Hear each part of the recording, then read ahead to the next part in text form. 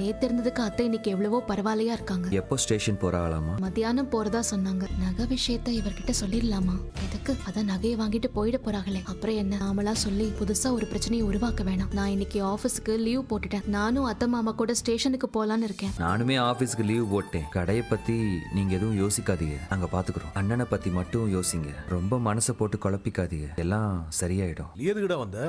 என்னமோ தோணுச்சுப்பா வரணும்னு, அதான் வந்தேன். எதுக்குடா தேவையில்லாம போலீஸ் ஸ்டேஷனுக்குலாம் வந்துகிட்டு? இல்லப்பா, டெலிவரி எல்லாம் முடிச்சிட்டு தான் வந்தேன். ஏன் சார் இன்னைக்கு எல்லாமே முடிஞ்சிரும்ல? அந்த நகையை கொடுத்துட்டா அவங்க பிரச்சனை பண்றதுக்கு எதுவுமே கிடையாது. இதெல்லாம் நம்ம கோர்ட்ல பாத்துக்கலாம். வாங்க உள்ள போலாம். மாமா ராஜி தான் கூப்பிடுறா, நீங்க போங்க, நான் பேசிட்டு வந்துடுறேன். அக்கா அங்க என்ன ஆச்சு? நகையெல்லாம் ஒப்படைச்சிட்டீங்களா? இப்பதான் நாங்க ஸ்டேஷனுக்கே வந்திருக்கோம். அக்கா எனக்கு படபடன்னு இருக்கு. எனக்கும் தான் ராஜி.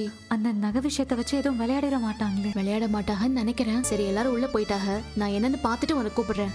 வைக்கிறேன். எவ்வளவு நேரம் ஆகும்? பக்கத்துல வந்துட்டாங்களா? இப்ப வந்துருவோம். இன்ஸ்பெக்டர் உங்க எல்லாரையும் கூப்பிடுறாங்க, நீங்க வாங்க. நகையெல்லாம் எடுத்துட்டு வந்துட்டீங்களா? எல்லா நகையும் எடுத்துட்டு வந்துட்டாங்க மேடம். ஏமா நீங்க எம்பிட்டு நகை போட்டீங்க? மேடம் நாங்க 80 பவுன் நகை போட்டோம் மேடம். கோர்ட்ல சொன்ன மாதிரி அந்த நகையை இவங்க கிட்ட ஒப்படைச்சிடுங்க. நீயே கொடுத்துருமா? இங்க பாருங்க, அவங்க நகையை கொடுக்கறத ஒரு வீடியோ எடுங்க. Okay madam. நீங்க போட்ட எல்லா நகையும் இருக்கான்னு செக் பண்ணிக்கோங்க. அப்புறம் வீட்டுக்கு போயிட்டு கம்மல காணும் மூக்குத்திய காணும்னு அடுத்த கம்ப்ளைண்ட தூக்கிட்டு வராதீங்க. எல்லாம் இருக்கான்னு பாருங்க. என்னங்க நகையெல்லாம் ஃபுல்லா கருத்து போயிருக்கு. இங்க பாருங்க மேடம். ஐயே என்ன எல்லா நகையும் இப்படி கருத்து கிடக்கு பாருங்க, நல்லா பாருங்க. அதானே பக்கியம், எப்படி நகை இப்படி கருக்கும்? ஐயோ அதான் ஐயா தெரியல. இதோ பாருங்க மேடம், இதோ பாருங்க, எல்லாத்தையும் பாருங்க எப்படி கருத்து கிடக்குன்னு. நீங்க கொடுங்க. ஐயோ தங்க நகை எங்கேயாவது கருக்குமா மேடம்? ஐயோ ஐயோ இவங்க தான் மேடம் என்னமோ பண்ணிட்டாங்க. இந்த செயினும் ஆரம் மட்டும் தான் தங்க மாதிரி இருக்கு, மத்ததெல்லாம் கவரிங் மாதிரி இருக்கு. என் பொண்ணு வாழ்க்கையும் போச்சு, நாங்க அவளுக்கு போட்ட நகையும் போச்சா?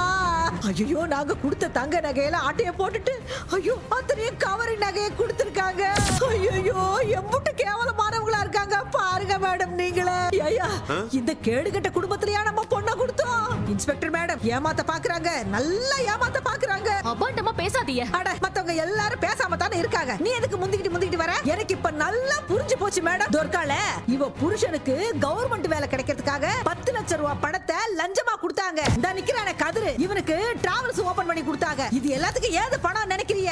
ஐயோ என் பொண்ணு மயிலோட நகை எடுத்து தான் எல்லாத்தையும் பண்ணிருக்காங்க. 80 பவுன் நகையும் போச்சு மேடம் எங்க நிலத்தை வித்து தான் பசங்களுக்கு பணம் கொடுத்தமே தவிர இவங்க நகையை நாங்க தொடவே இல்ல மேடம். இல்ல மேடம், போய் மேடம், எல்லாமே போய் மேடம். கடவுள் சத்தியமா இந்த நகைக்கும் எங்களுக்கும் எந்த சம்பந்தமும் இல்ல மேடம். நாங்க விசேஷம் வந்தா நகை எடுப்போம், அதுக்கப்புறம் திருப்பி அதை லாக்கர்லயே வச்சிருவோம். இது எப்படி ஆச்சுன்னு எங்களுக்கு சுத்தமா தெரியாது மேடம். மேடம் அவங்க போய் சொல்றாங்க மேடம், நம்பாதீங்க, நம்பவே நம்பாதீங்க மேடம். இந்த பிள்ளைங்களுக்கு கொடுக்கதான் எங்க கிட்ட பணம் இருக்கு. அப்படி அளவுக்கு மீறி பணம் தேவைப்பட்டா ஆணையமா கடன் வாங்கியாவது பிள்ளைங்களுக்கு கொடுப்போமே தவிர இங்க சொல்ற மாதிரி எல்லாம் அடுத்தவங்க நகையெல்லாம் கை வைக்க மாட்டோம். ஐயோ நாணயமா இருந்தவங்களோட நாணயம் தான் இப்ப தெரிஞ்சு போச்சு. அதத்தான் எல்லாரும் இப்ப கண்ணால பாக்குறோமே. ஏங்க எப்படி இவங்க கொடுத்த நகை எல்லாம் கவரிங் மாதிரி மாறிச்சு? சத்தியமா மேடம் எங்களுக்கு எதுவுமே தெரியாது. இன்னைக்கு பவுன் விக்கிற விலையில 80 பவுன் நகை மேடம் 1 கோடி கிட்ட வரும் மேடம். எங்களுக்கு எங்க நகை வேணும் மேடம். நாங்க போட்ட நகையை அவங்க திருப்பி கொடுக்கணும் மேடம். எங்களுக்கு வேணும் மேடம். எல்லாத்தையும் அவங்க கிட்ட இருந்து வாங்கி கொடுங்க. போது நிறுத்துங்க. நானும் பாத்துட்டே இருக்கேன், அபாண்டமா பழைய தூக்கி போட்டுட்டே இருக்கீங்க. ஏங்க மயிலக்கா கல்யாணத்தப்போ நீங்க 80 பவுன் தங்க நகை தான் போட்டீங்க.